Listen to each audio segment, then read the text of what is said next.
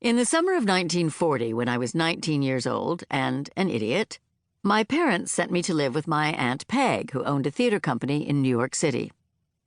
I had recently been excused from Vassar College on account of never having attended classes and thereby failing every single one of my freshman exams. I was not quite as dumb as my grades made me look, but apparently it really doesn't help if you don't study. Looking back on it now, I cannot fully recall what I'd been doing with my time during those many hours that I ought to have spent in class, but, knowing me, I suppose I was terribly preoccupied with my appearance. I do remember that I was trying to master a reverse roll that year, a hairstyling technique that, while infinitely important to me and also quite challenging, was not very Vassar. I'd never found my place at Vassar, although there were places to be found there.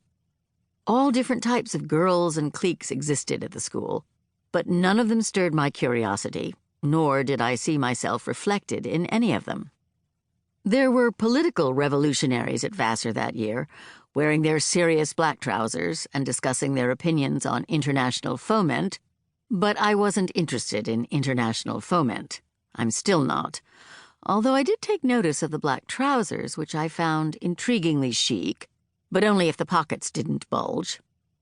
And there were girls at Vassar who were bold academic explorers, destined to become doctors and lawyers long before many women did that sort of thing. I should have been interested in them, but I wasn't.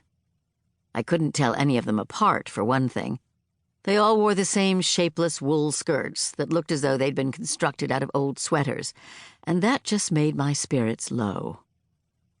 It's not like Vassar was completely devoid of glamour.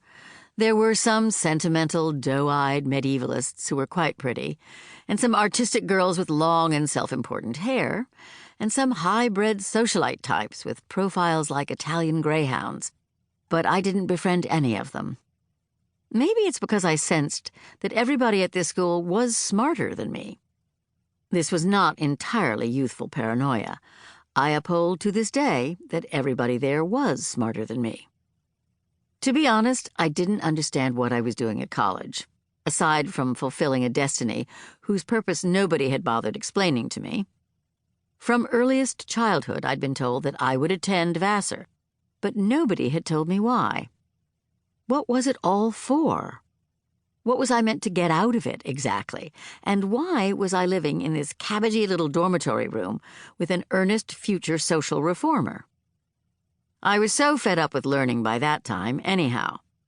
I'd already studied for years at the Emma Willard School for Girls in Troy, New York, with its brilliant all-female faculty of 7 sisters graduates. And wasn't that enough?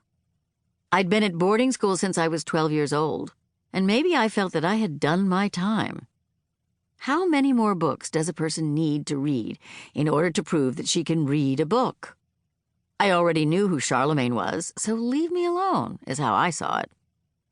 Also, not long into my doomed freshman year at Vassar, I had discovered a bar in Poughkeepsie that offered cheap beer and live jazz deep into the night. I'd figured out a way to sneak off campus to patronize this bar, my cunning escape plan involving an unlocked lavatory window and a hidden bicycle. Believe me, I was the bane of the house warden, thereby making it difficult for me to absorb Latin conjugations first thing in the morning, because I was usually hungover. There were other obstacles as well. I had all those cigarettes to smoke, for instance. In short, I was busy. Therefore, out of a class of 362 bright young Vassar women, I ended up ranked at 361.